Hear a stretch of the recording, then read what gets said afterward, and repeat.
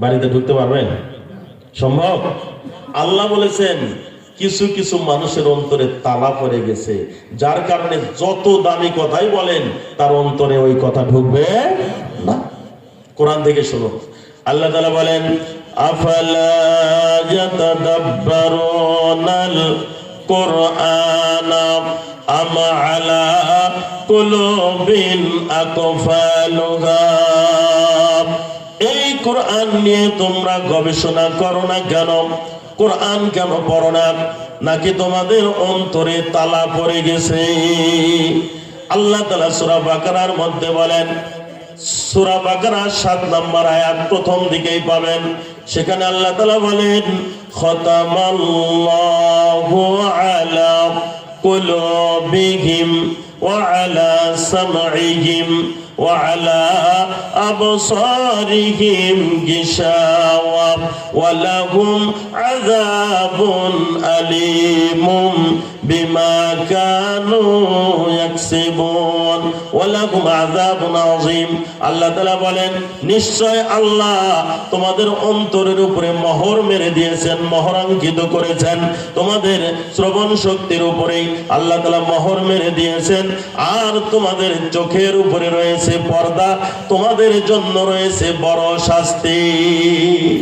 অন্তরে মোহর পড়ে গেছে, যার কারণেই কোরআনের মাহফিল এখনো দেখবেন অনেকে টিভির সামনে, এখনো রাস্তায় বিড়ি সিগারেট খাচ্ছে, এখানে বসার ভাগ্য হয় না, কারণ অন্তরে মোহর মেরে দিয়েছেন কে? আল্লাহ। আর একটু সামনে যাবেন, কোরআনে 10 নম্বর আয়াত করবেন। আল্লাহ বলেছেন, নিজে বানানো কথা নয়, কোরআনের আয়াত থেকে বলছি, কারো কারো অন্তর অসুস্থ হয়ে গেছে। এটা কে বলেছেন? আল্লাহ। আল্লাহ তাআলা বলেন ফি কুলুবিহিম মারাদুন ফাযাদাহুমুল্লাহু মারাদা ওয়া লাহুম আযাবুন আলীমুম বিমা কানু ইয়াকযিবুন।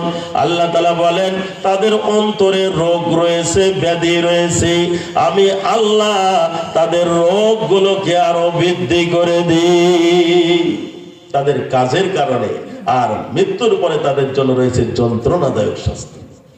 তার মানে অন্তর যে মারা যায়, অসুস্থ হয়, মোহরাঙ্কিত হয়, এটা কোরআন থেকে প্রমাণিত। কিন্তু এই অন্তর নিয়ে কবরে গেলে জান্নাত পাওয়া যাবে না, শাস্তি থেকে বাঁচা যাবে না, এটাও আল্লাহ কোরআনে বলেছে। যে কোনো মূল্যে অন্তরটাকে পবিত্র করতে হবে। আজকে সংক্ষিপ্তভাবে একটা দিক নির্দেশনা আপনাদের দিয়ে যাব কিভাবে অন্তরটাকে পরিষ্কার করা যায়। আল্লাহ তাআলা কোরআন মাজিদে অনেক কথা বলতে গিয়ে কসম করেছেন। আমরা কসম করি না কথা বলতে? আমরাও কসম করি। আল্লাহ তাআলা কোরআন মাজিদেও শপথ করে কসম করে কিছু কথা বলেছেন। যে কথা কসম করে বলা হয়, বলেন তো তার গুরুত্ব কম না বেশি? বেশি। এই জন্য আমাদের মা বোনরা অনেক সময় বলে তোর বাপের কসম, মাটির কসম, গাছের কসম, কাঠের কসম, কত রকমের কসম খায়। কিন্তু এই কসম খাওয়া কি জায়েজ আছে? কসম খেতে হবে কার নামে? আল্লাহর নামে ছাড়া যত কিছুর নামে কসম করবে সব শিরক হবে। শুধু কসম করতে হবে কার নামে? আল্লাহ। কিন্তু আল্লাহ তাআলা কোরআন মাজিদে বড় বড় নিদর্শন সম্পর্কে আল্লাহ কসম করেছেন। কখনো আল্লাহ বলেন ওয়াল আসর, আসরের কসম, আবার বলেন ওয়াল ফাজর, ফজরের কসম, আবার বলেছেন ওয়াত-তিনি ওয়াজ-জাইতুন, তিনের কসম, জাইতুনের কসম। মুফাসসিরিনে কিরাম এই কসমের আয়াতগুলো একত্র করে বলেন আল্লাহ তাআলা 40টা বিষয়ে কসম করেছেন কোরআনে। এই জমিনের 20টা, আসমানের 20টা, এই 40টা কসম করে আল্লাহ বিভিন্ন বিধান বলেছেন। কিন্তু একটা বিষয় বলতে গিয়ে আল্লাহ তাআলা একটা দুইটা নয়, 8টা আয়াতে 11টা বিষয়ে কসম করেছেন। বলি সুবহানাল্লাহ। আল্লাহর কথা এমনি আমাদের জন্য গুরুত্বপূর্ণ। একবার কসম করলেই তো যথেষ্ট, কিন্তু আল্লাহ তাআলা একবার দুইবার নয় 11 বার 8টা আয়াতে কসম করেছেন। বলেন তো কথাটার গুরুত্ব কম না বেশি? অনেক বেশি। আল্লাহ তাআলা বলেন সূরাতুশ শামস, সূর্যের নামে সূরা দিলেন।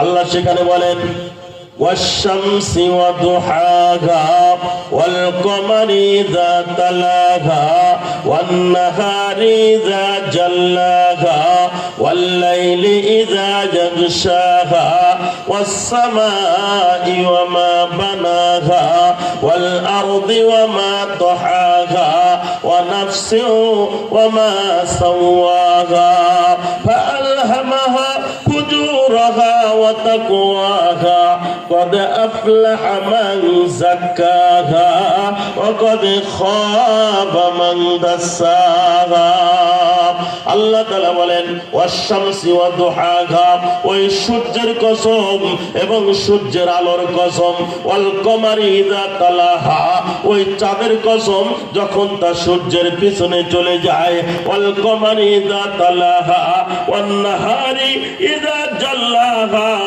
এবং দিনের কসম যখন তা সূর্যকে প্রকাশ করে দেয়, ওয়াল লাইলি ইযা ইয়াগশাহা, রাতের কসম যখন তা সূর্যকে ঢেকে ফেলে, ওয়াস-সামাই ওয়া মা বানাহা, ওই আকাশের কসম, আকাশ যিনি বানালেন ওই আল্লাহর কসম, ওই ওয়াল আরদি ওয়া মা তাহাহা, এই জমিনের কসম, জমিন যিনি বিস্তৃত করেছেন তার কসম, ওয়া নাফসি ওয়া মা সাওয়াহা, আত্মার কসম, আত্মা যিনি দেহের ভিতরে সুন্দরভাবে স্থাপন করেছেন ওই আল্লাহর কসম, ফাআলহামাহা ফুজুরাহা ওয়া তাকওয়াহা, ওই আল্লাহর কসম যিনি মানুষকে দুইটা পথ দেখিয়েছেন, একটা হলো জান্নাতের পথ আর একটা হলো জাহান্নামের পথ, যে আল্লাহ আমাদের জন্য ভালো এবং মন্দের জ্ঞান দান করলেন, জান্নাত এবং জাহান্নামের পথের জ্ঞান দান করলেন।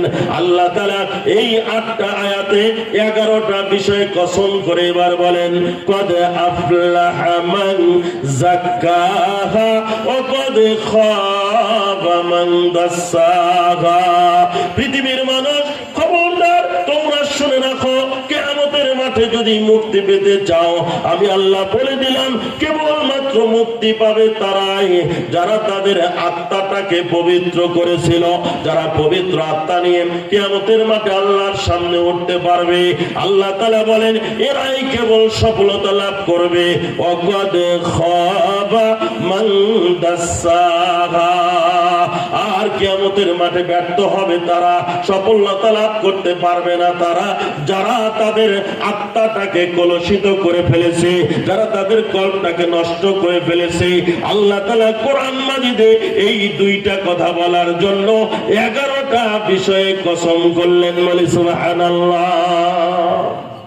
আল্লাহ এই 2টা কথা বললেন, এতগুলো কসম করে যে আত্মাকে পবিত্র করলে মুক্তি, আত্মাকে যদি কেউ কলুষিত করে তাহলে তারা ব্যর্থ হবে, মুক্তি পাবে না। সূরাতুশ শুআরা খুলে দেখুন, 88 এবং 89 নম্বর আয়াত আল্লাহ তাআলা বলেন, ইয়াউমা লা ইয়ানফাউ মালু ওয়ালা বানুন ইল্লা মান আতাল্লাহা বিকলবিন সালিম। কিয়ামতের মাঠে মানুষের টাকা পয়সা, বাড়ি গাড়ি, সন্তান সন্ততি কোনো উপকারে আসবে না, যেগুলোর জন্য মানুষ জীবনের সবকিছু সময় ব্যয় করল। আল্লাহ তাআলা বলেন কিয়ামতের মাঠে এগুলো তাদের উপকারে আসবে না। সন্তান পিতামাতা থেকে পলায়ন করবে, পিতামাতা সন্তান থেকে পলায়ন করবে। এত কঠিন বিপদের দিনে আল্লাহ তাআলা বলেন সেই দিন উপকারে আসবে ইল্লা মান আতাল্লাহা বিকলবিন সালিম, যারা একটা কলবে সালিম, নিরাপদ আত্মা নিয়ে, পরিশুদ্ধ আত্মা নিয়ে যারা আল্লাহর কাছে যেতে পারবে, আল্লাহ তাআলা বলেন ওই আত্মার ব্যক্তিরা কিয়ামতের মাঠে মুক্তি পেয়ে যাবে। এছাড়া অন্য কোনো কিছু দিয়ে মুক্তি পাওয়া সম্ভব নয় যদি আত্মাটা আমার কলুষিত হয়ে যায়।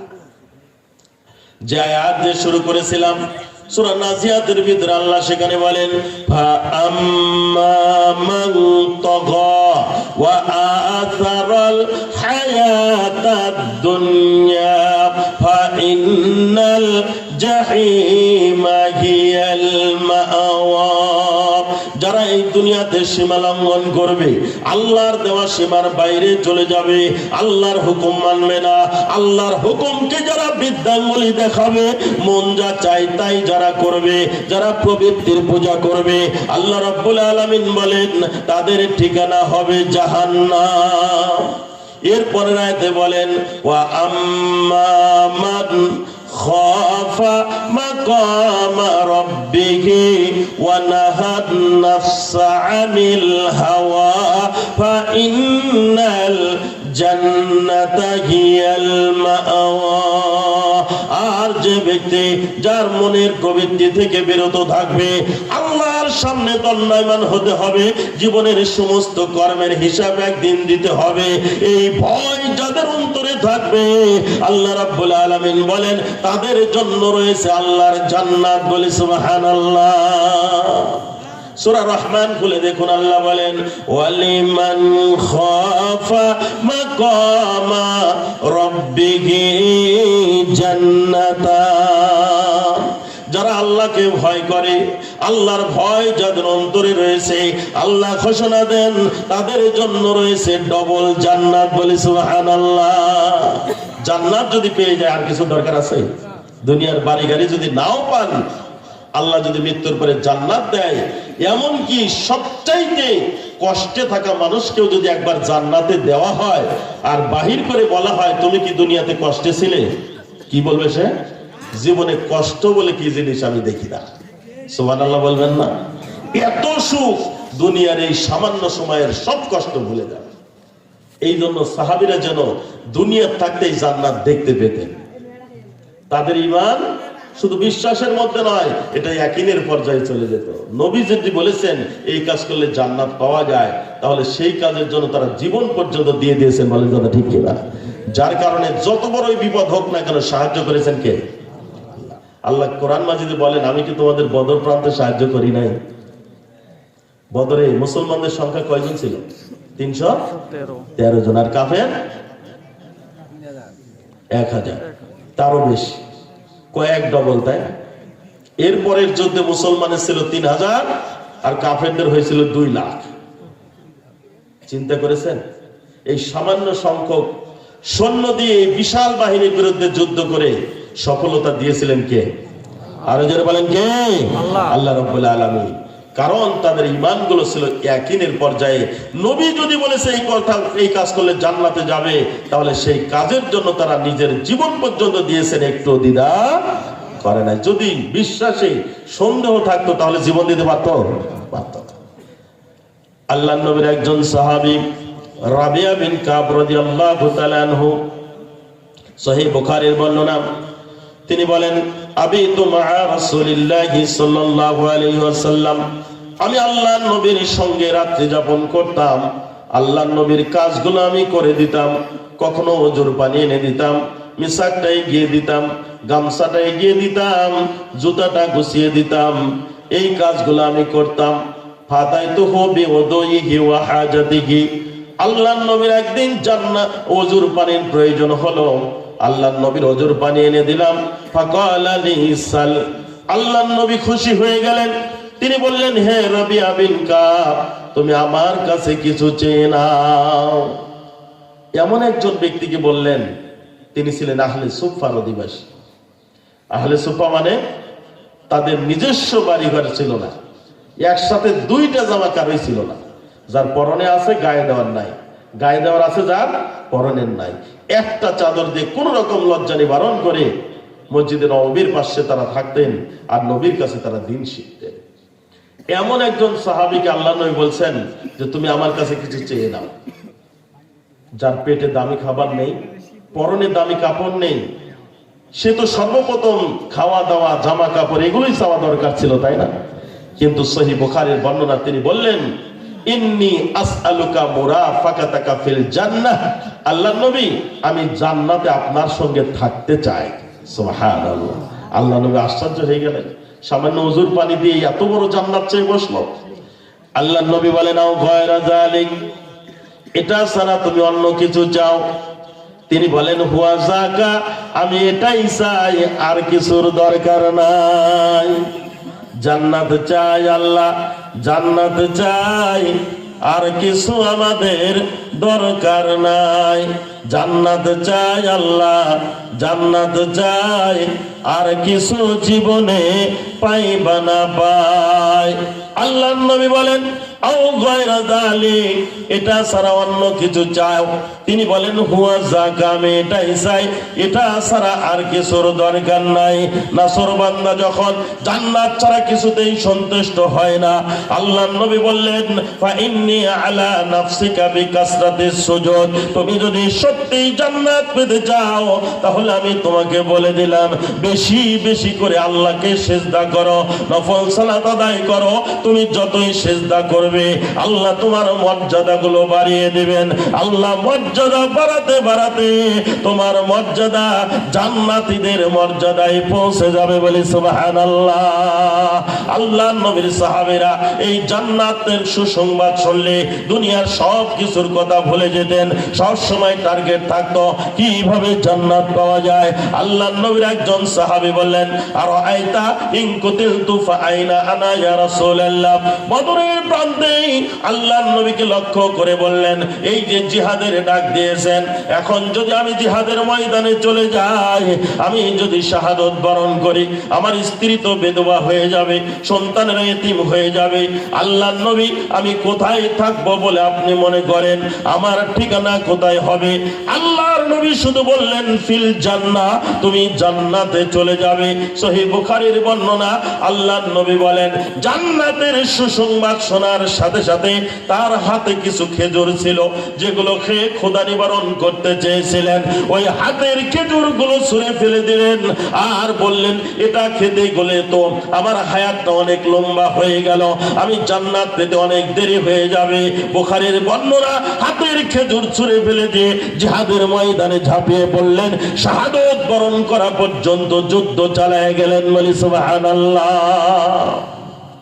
এত বড় ত্যাগ করলেন কিভাবে? কারণ জান্নাত যেন তারা সচক্ষে দেখতে পাচ্ছেন, এই জন্য দুনিয়ার সব কষ্ট ত্যাগ করতে পারতেন। তাদের এই দুনিয়াটা তুচ্ছ মনে হতো, কিন্তু আমরা দুনিয়াটাকেই বড় করে দেখলাম। এটা শুধু ভাষা ভাষা একটা ঈমান আমাদের আছে, যা আল্লাহ বলেছেন হতেও পারে নাও পারে, কিন্তু এটাকে যখন ইয়াকিনের পর্যায়ে আপনার বিশ্বাস আসবে কোরআনে যে হতে এসেছে এই পথে জান্নাত পাওয়া যায়, তখন আপনার ভিতরে ঈমান কাজ করবে। আর এমন মজবুত আপনার ভিতরে আসবে যে রমাদান কি আর রমাদানের পরে কি আপনাকে দেখে আলাদা করা যাবে না। কিন্তু আমাদের অবস্থা এমন, রমাদানের সুন্দর টাটকা মুসল্লি, কিন্তু আজকে দেখলে মনেই হয় না যে মুসলমান নাকি অমুসলমান। তাই না? পার্কগুলোতে যান দেখেন, মনে হয় না যে এদের বাবা বেঁচে আছে, মনে হয় না যে এদের স্বামী এখনো বেঁচে আছে। না হলে মুসলমানের স্ত্রী কিভাবে এইভাবে ঘুরতে পারে? সম্মানিত উপস্থিতি, এই মাসে আল্লাহ রাসূল কিছু আমল দিয়েছে। এই মাসে শাওয়াল মাসে অনেকে আমরা মনে করি রমাদানের পরে আর কোনো আমাদের সিয়াম নাই, কিন্তু শাওয়ালে সিয়াম আছে কিনা বলেন? কয়টা? সবাই বলেন কয়টা? 6টা। কিন্তু মা বোনেরা এই 6টা আগে রাখবে নাকি তাদের কাজা সিয়াম আগে রাখবে? কোনটা? এই 6টা। কিন্তু এর বাইরেও ফতোয়া আছে। কারণ আল্লাহ রাসূল বলেছেন মান সামা রমাদান সুম্মা আতবাআহু সিত্তাম মিন শাওয়াল, যে আগে রমাদানের 30টা রাখবে তারপরে 6টা রাখবে, সেই ব্যক্তির জন্য পুরো বছর সিয়ামের নেকি আল্লাহ দান করবেন বলেন সুবহানাল্লাহ। তাহলে আগে কোনটা রাখতে হবে? রমাদান নাকি আগে শাওয়াল? আগে রমজান। কারণ রমজানে যে রাখবে এরপরে 6টা রাখবে, তার জন্য রাসূল সাল্লাল্লাহু আলাইহি ওয়াসাল্লাম বলেছেন পুরো বছরের নেকি আল্লাহ দান করবেন। কিন্তু আরেকটা হাদিস আছে, আয়েশা রাদিয়াল্লাহু তাআলা আনহা তার কাজা সিয়াম গুলো আদায় করেছেন পরবর্তীতে রমজানের আগের মাসে, শাবান মাসে। এই হাদিস প্রমাণ করে যে কাজা সিয়ামের সময় হলো 11 মাস, আর শাওয়ালের সিয়ামের সময় কয়দিন? 6 দিন, 1 মাস। এই জন্য কেউ যদি কাজা সিয়াম পালন করার পরে 6টা রাখার সক্ষমতা রাখে, সময় পায়, তাহলে আগে কাজা আদায় করবে, তারপরে শাওয়ালেরটা করবে। কেউ যদি মনে করে যে কাজা রাখতে রাখতে আর শাওয়ালেরটা রাখতে পারবো না, তাহলে আগে শাওয়ালেরটা 6টা রাখবেন, এরপরে বাকি কাজাগুলো আগামী বছর রমজানের আগে রেখে দিলেই আপনার পরিপূর্ণ হয়ে যাবে। এরপরে যদি মনে করেন শুধু 6টা, আমি তো আরো রাখতে পারি, কারণ সিয়ামের যে নেকি আমরা শুনেছি, একটা নফল সিয়াম রাখলে জাহান্নামকে কত বছরের পথ ধরে দেয়? 70 বছরের পথ আল্লাহ ধরে সরিয়ে দিবেন। সুবহানাল্লাহ। আপনি বলেন আমি আরো রাখতে চাই, আল্লাহ রাসূল বলেন তোমার জন্য ব্যবস্থা আছে, মাসে 3টা করে। কয়টা? 3টা। আরবি মাসে 13, 14 এবং 15 তারিখ, এগুলোকে বলা হয় আইয়ামে 20। আপনি বলবেন আমি তো ইংরেজি মাসের তারিখে মনে রাখতে পারি না, আরবি কেমনে রাখবো? কারণ আরবি ক্যালেন্ডারই তো খুঁজে পাই না আমরা, তাই না? বর্তমান পরিস্থিতিতে সৌদি আরবের লোকেরই হিসাব রাখা কঠিন আরবি। তা আমরা কিভাবে রাখবো বাংলাদেশের মানুষ? আল্লাহ রাসূল বলেন তার জন্য আমি সহজ করে দিলাম, মাসের মধ্যে যে কোনো 3 দিন রাখলেই আইয়ামে বীজের নেকি আল্লাহ দান করবেন বলে সুবহানাল্লাহ। এরপর আপনি বলছেন ভাই আমি তো আরো পারি, আল্লাহ রাসূল বলেন আপনার জন্য ব্যবস্থা আছে, সেটা হলো দাউদ আলাইহিস সালামের সিয়াম। একদিন পর পর তিনি সিয়াম রেখেছেন, আর আল্লাহর কাছে এটা সবচেয়ে প্রিয় সিয়াম, যে একদিন খাবেন আর একদিন সিয়াম রাখবেন। এটা হলো সর্বোচ্চ। আপনি যদি বলেন আমি আরো বেশি পরহেজগার, ইসলাম বলে আর তোমার জন্য সুযোগ নাই। কেউ যদি মনে করে সওমের বিসাল আমি একটানা সারা বছর সিয়াম রাখবো, ইসলাম সুযোগ দিয়েছে? তোমার স্ত্রীর হক আছে না? পরিবারের হক আছে না? শরীরের হক আছে কিনা? আল্লাহ রাসূল বলেন যদি সময় পাও সোমবার আর বৃহস্পতিবারে সিয়াম রাখো, যদি সময় পাও আইয়ামে বীজের সিয়াম রাখো, যদি সময় পাও একদিন পর পর সিয়াম রাখো। এর বাইরে বেশি সুফিগিরি ইসলামে জায়েজ নাই। যতটুকু কোরআন হাদিসে আছে ততটুকু আমাদের মানতে হবে। এই নফল সিয়ামগুলো পালন করবেন, দেখবেন শরীরটাও সুস্থ থাকবে এবং আল্লাহর প্রতি তাকওয়া পরহেজগারিতা আরো বৃদ্ধি পাবে। এবং যে কথাটা বলছিলাম, আত্মার রোগগুলো আল্লাহ দূর করে দিবেন। কারণ রমজান এবং এই নফল সিয়ামগুলো মানুষের আত্মাকে পরিশুদ্ধ করে। এটা কিভাবে কলুষিত হয় এটা বলেই একটু চিকিৎসাটা বলেই কিভাবে আত্মাটাকে পবিত্র করে আমরা যেতে পারি কবরে, সেই কথাটা বলে আজকের আলোচনা শেষ করব। আল্লাহর নবী বলেন ইন্নাল আবদা ইযা আখতা খাতিয়াতান নুকিতাত ফি কলবিহি নুকতাতুস সাওদা। একজন বান্দা যখন একটা গুনাহ করে ফেলে, আল্লাহর নবী বলেন ওই বান্দার অন্তরের ভিতরে একটা কালো দাগ পড়ে যায়। আবার পাপ করে আবার কালো দাগ পড়ে যায়, আবার পাপ করে আবার কালো দাগ পড়ে যায়। আল্লাহর নবী বলেন কালো দাগ পড়তে পড়তে ওই বান্দার আত্মাটা, কলটা পাতিলের নিচের অংশের মতো কালো কুটকুটে হয়ে যায়। তার মানে আত্মা কলুষিত হয় কিসের কারণে? পাপের কারণে। আল্লাহর নবী হাদিসে বলেন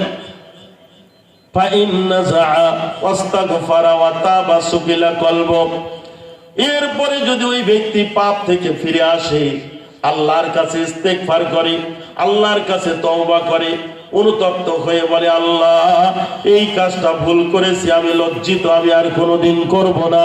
আল্লাহর নবী বলেন যত বড়ই গুনাহগার হোক না কেন, আল্লাহ তাআলা ওই বান্দার কলব থেকে ওই কালো দাগকে মিটিয়ে দেয়, কালো দাগটাকে উঠিয়ে দেওয়া হয়, আর তার গুনাহগুলো ক্ষমা করে গুনাহগুলোকে নেকি দ্বারা পরিবর্তন করে দেওয়া হয়।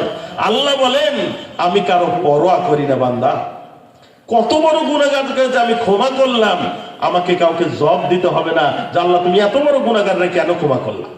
লাউবালি, আমি কারো পরোয়াই করি না যে কত বড় গুনাহগারকে ক্ষমা করলাম। শুধু আল্লাহকে বলো, অনুতপ্ত হও, আর কোনোদিন করবে না বলে অঙ্গীকার করো। তোমার চোখের পানি নাকের ডগায় আসতে দেরি হবে, আল্লাহ ক্ষমা করতে দেরি করবে না বলে সুবহানাল্লাহ। এত বড় দয়াশীল আল্লাহ কোথায়? আল্লাহ বলেন কিয়ামতের মাঠে আমি তোমার গুনার বোঝাটা একটু খুলে দেখবো। যত বড় গুনাহ নিয়ে তুমি উপস্থিত হও না কেন, আমি খুলে দেখবো যে ওর ভিতরে একটা গুনাহ আছে কিনা। সেটা হলো শিরকের গুনাহ। যদি না থাকে, তোমার গুনাহ যত বড় তত বড় দয়া নিয়ে আমি তোমার সামনে উপস্থিত হব বলে সুবহানাল্লাহ। এই জন্য আল্লাহর কাছে চাইতে হবে, ইস্তেগফার করতে হবে, সর্বদা আল্লাহর কাছে ক্ষমা চাইতে হবে। তাহলে আপনার আমার মর্যাদা ফেরেশতার চাইতে উপরে উঠিয়ে দিবেন কে? ফেরেশতার উপরে ওঠা যায়? মর্যাদা বেশি কার, ফেরেশতার না মানুষের? মানুষের। হ্যাঁ, মানুষের। মানুষের। ফেরেশতা তো গুনাহই করে না, তারপরেও আল্লাহ মানুষের মর্যাদা বাড়িয়েছেন। কেন? কারণ ফেরেশতার গুনাহ করার কোনো ক্ষমতা নাই, আর মানুষের ক্ষমতা আছে, তারপরেও যদি বিরত থাকে তাহলে ফেরেশতার উপরে তার মর্যাদা হলো কিনা বলেন? আল্লাহ বলেছেন ফাআলহামাহা ফুজুরাহা ওয়া তাকওয়াহা, আল্লাহ মানুষকে গুনাহ করারও ক্ষমতা দিয়েছেন, গুনাহ থেকে বাঁচারও ক্ষমতা দিয়েছেন। এই জন্য ক্ষমতা থাকার পরেও, সুযোগ থাকার পরেও কেউ যদি গুনাহ থেকে বেঁচে থাকে, আল্লাহ তাআলা তার মর্যাদা ফেরেশতার উপরে উঠিয়ে দেবেন বলে সুবহানাল্লাহ। কারণ ফেরেশতাকে যা বলে সেটাই করে, ওর বাইরে করার কোনো ক্ষমতা মানুষ ফেরেশতাকে দেওয়া হয় নাই। সম্মানিত উপস্থিতি, এরপরে আল্লাহ নবী বললেন যে তাহলে বিশুদ্ধ অন্তরের অধিকারী কে? রাসূল সাল্লাল্লাহু আলাইহি সাল্লামকে বলা হলো আইয়ুন নাসি আফদাল। আল্লাহ নবী, মানুষের মধ্যে ভালো মানুষ কি বলেন তো? রাসূল সাল্লাল্লাহু আলাইহি সাল্লাম বললেন কুল্লু মাহমুমিল কলবি ওয়া সাদুকিল লিসান। মানুষের মধ্যে যে বিশুদ্ধ অন্তরের অধিকারী আর যে সত্য কথা বলে, সেই হলো সবচাইতে ভালো মানুষ। সাহাবীরা আবার প্রশ্ন করলেন সাদুকুল লিসানি না'রিফুহু ফামা মাহমুমুল কলব। যে সত্য কথা বলে তাকে তো আমরা চিনি, কিন্তু বিশুদ্ধ অন্তরের অধিকারীকে আমরা কিভাবে চিনবো? অন্তর কি দেখা যায়? এ তো দেখা যায় না যে কার অন্তর ভালো আর কার অন্তর কালো দাগ পড়ে গেছে, এ তো দেখা যায় না। আল্লাহ রাসূল আমরা কিভাবে চিনবো? রাসূল সাল্লাল্লাহু আলাইহি সাল্লাম বললেন হুয়া তাকিয়ুন নাকি লা ইসমা ফিহি ওয়ালা বাগিয়া ওয়ালা গিল্লা ওয়ালা হাসাদা। আল্লাহর নবী বললেন আমি তোমাদের বলে দিলাম ওই ব্যক্তির অন্তর বিশুদ্ধ যাদের এক নাম্বার গুণ হবে হুয়া তাকি, যারা আল্লাহকে ভয় করবে বলে সুবহানাল্লাহ। মহান গুণ। এক মাস ধরে আল্লাহ প্রশিক্ষণ দিলেন, দিনের বেলা সিয়াম, রাতে তারাবির সালাত, লাইলাতুল কদর, দান সাদকা, কোরআন তেলাওয়াত, মাস ব্যাপী প্রশিক্ষণ দিলেন একটা জিনিস শেখানোর জন্য। তার নাম কি? তাকওয়া। তার নাম কি? তাকওয়া। এটা কোথায় থাকে? রুমালে? পোশাকে? কোথায়? আল্লাহ নবী এইভাবে ইশারা করে বললেন আত্তাকওয়া হাহুনা আত্তাকওয়া হাহুনা আত্তাকওয়া হাহুনা ওয়া ইশিরু ইলা সাদরিহি সালাসা মাররাত। আল্লাহ নবী বলেছেন পরহেজগারিতা এখানে থাকে, এখানে থাকে, তিনবার করে বুকের দিকে ইশারা করে বললেন। আর এই আল্লাহ ভীতি যাদের আছে, আল্লাহ নবী বললেন এদের অন্তরটা পবিত্র হয়ে গেছে বলে সুবহানাল্লাহ। এটা এত বড় গুণ যার কারণে আসমান জমিনের যাবতীয় বরকতের দরজা আল্লাহ খুলে দিবেন বলে সুবহানাল্লাহ। কিয়ামতের মাঠে টাকা চলবে না, পয়সা চলবে না, বাড়ি চলবে না, গাড়ি চলবে না, একমাত্র আল্লাহ ভীতির গুণ যারা অর্জন করেছে এটাই হবে কিয়ামতের মাঠের পাথেও বলে সুবহানাল্লাহ। আল্লাহ কোরআনে বলেন তাজাওয়াদু ফাইন্না খায়রা যাদিত তাকওয়া ফাত্তাকুনি ইয়া উলিল আলবাব। তোমরা পরকালের পাথেও সংগ্রহ করো, আর পরকালের পাথেও হচ্ছে আল্লাহ ভীতি, তাকওয়া। হে জ্ঞানী সম্প্রদায়, তোমরা আমাকে ভয় করো। এরপরে আল্লাহ নবী বললেন ওয়ান নাকি, তারা হবে পবিত্র বান্দা, লা ইসমা ফিহি, তাদের কোনো গুনাহই থাকবে না। বলেন তো গুনাহ ছাড়া কেউ আছে? তাহলে নবী বললেন যাদের আত্মা বিশুদ্ধ তাদের গুনাহ থাকবে না, তার মানে গুনাহ হওয়ার পরে সে তওবা করে পবিত্র হয়ে যাবে। আল্লাহ রাসূল সাল্লাল্লাহু আলাইহি ওয়াসাল্লাম বলেছেন আত-তাইবু মিনাজ যামবি কামান লা যামবা লাহু। যে ব্যক্তি গুনাহ করার পর তওবা করে তার উদাহরণ হলো এমন সে যেন জীবনে গুনাহই করে নাই বলে সুবহানাল্লাহ।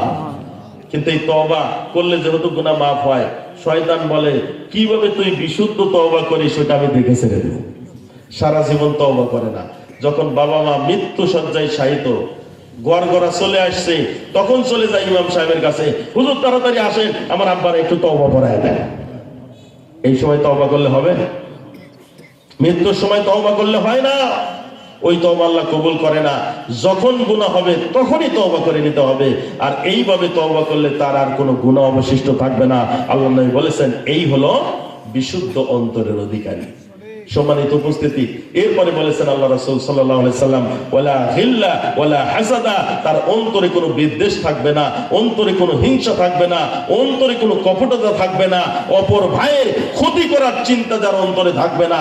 আল্লাহ তাআলা বলেছে, আল্লাহ নবী বলেছেন সেই হলো বিশুদ্ধ অন্তরের অধিকারী। হিংসা তো আমাদের এইদিকে নাই, তাই না? সব আমাদের পূর্ব অঞ্চলে। এমন রোগের রোগ, ভাই হয়ে ভাইয়ের মাথায় বাড়ি দিচ্ছে। আল্লাহ রাসূল বলেছেন তুফতাহু আবওয়াবুল জান্নাহ ইয়াওমাল ইসনাইন ওয়া ইয়াওমাল খামিস। সপ্তাহে 2 দিন আল্লাহ জান্নাতের দরজা খুলে দেন। যারা এই 2 দিনে সিয়াম রাখে, আল্লাহ তাআলা ঘোষণা দেন ফেরেশতা মণ্ডলী তাদের সকলের জন্য তুমি জান্নাত নিযুক্ত করে দাও, তাদের সকলের জন্য জান্নাতের পথ উন্মুক্ত করে দাও, তবে শুধু 2 জন ব্যক্তিকে দিও না। লা ইশরিক বিল্লাহি শাইআ, যা শিরিক করে নাই, তাদেরকে তুমি জান্নাত দিয়ে দাও। ওয়া ইল্লা রাজুলান কানাত বাইনাহু ওয়া বাইনা আখিহি শাহনা, শুধুমাত্র দুই ব্যক্তিকে দিও না। কোন দুই ব্যক্তি? যারা পরস্পরে হিংসা বিদ্বেষ করে, ঝগড়া করে, দুইজনের মধ্যে কথা বন্ধ করে দিয়েছে। আল্লাহ তাআলা বলেন, অপেক্ষা করো, দেখো তারা মিল হয় কিনা, দেখো তারা এক হয়ে যায় কিনা, বিদ্বেষ দূর করে কিনা, হিংসা দূর করে কিনা। দিয়ে যদি আপোষ হয়ে যায়, তাহলে তাদের জন্য জান্নাত নির্ধারণ করো, না হলে এই দুইজনকে জান্নাতের অনুমতি দিও না। কত কঠিন কথা। সম্মানিত উপস্থিতি, এই জন্য আমরা যদি বিশুদ্ধ আত্মার অধিকারী হতে চাই, তাহলে আমাদেরকে বিদ্বেষ দূর করতে হবে, হিংসা দূর করতে হবে, পাপ হলে সাথে সাথে তওবা করে নিতে হবে। তাহলে আল্লাহর নবীর ঘোষণা অনুযায়ী আমাদের আত্মাগুলো পবিত্র হয়ে যাবে। আল্লাহ রাসূল সাল্লাল্লাহু আলাইহি সাল্লাম, তার চাইতে দামি মানুষ দুনিয়াতে কেউ আসবে না। এই নবী আত্মাকে পরিশুদ্ধ করার জন্য আল্লাহর কাছে কেঁদে কেঁদে দোয়া করেছেন। সহিহ মুসলিমের হাদিস। আল্লাহর নবী বলতেন, আল্লাহুম্মা, আমার সাথে বলেন, আল্লাহুম্মা ইন্নী আউযু বিকা মিনাল আজিজি ওয়াল কাসালি ওয়াল জুবনি ওয়াল বুখলি ওয়াল হারামি ওয়া আযাবিল কবরি। আল্লাহুম্মা আতি নাফসি তাকওয়াহা ওয়া যাক্কিহা আনতা খায়রু মান যাক্কাহা আনতা ওয়ালিয়ুহা ওয়া মাওলাহা। আল্লাহুম্মা ইন্নী আউযু বিকা মিন ইলমিন লা ইয়ানফা ওয়া মিন কলবিন লা ইয়াখশা ওয়া মিন নাফসিন লা তাশবা ওয়া মিন দাওয়াতিন লা ইস্তাজাবু লাহা। আল্লাহর নবী বলেন, হে আল্লাহ, আমি তোমার কাছে পানাহ চাই অক্ষমতা থেকে, অলসতা থেকে, কাপুরুষতা থেকে, ভীরুতা থেকে, বার্ধক্যের জরাজীর্ণতা থেকে, কবরের আযাব থেকে। এরপরে আল্লাহর নবী বলেন, আল্লাহুম্মা আতি নাফসি তাকওয়াহা, হে আল্লাহ, আপনি আমার অন্তরে তাকওয়া দিন, পরহেজগারিতা দিন, আল্লাহর ভয় দান করুন। আল্লাহুম্মা আতি নাফসি তাকওয়াহা ওয়া যাক্কিহা, এবং আপনি আমার আত্মাটাকে পরিশুদ্ধ করে দিন। আনতা ওয়ালিয়ুহা ওয়া মাওলাহা, কারণ আপনি এই আত্মার ওলি, আপনি তার অভিভাবক, আপনি তার একমাত্র মালিক। দুনিয়ার ডাক্তার ভালো করতে পারে, হাত নষ্ট হলে চোখের চিকিৎসা করতে পারে, হাত পায়ের চিকিৎসা করতে পারে, কিন্তু আত্মার চিকিৎসা দুনিয়ার ডাক্তার পারে না। হে আল্লাহ, এই আত্মার মালিক হলো তুমি, তুমি তাকে পরিচ্ছন্ন করে দাও। হে আল্লাহ, আমি তোমার কাছে এমন বিদ্যা থেকে পানাহ চাই যে বিদ্যা মানুষের উপকার হয় না, এমন অন্তর থেকে পানাহ চাই যে অন্তর কখনোই কৃতজ্ঞ হয় না, এমন দোয়া থেকে পানাহ চাই যে দোয়া তোমার কাছে কবুল হয় না।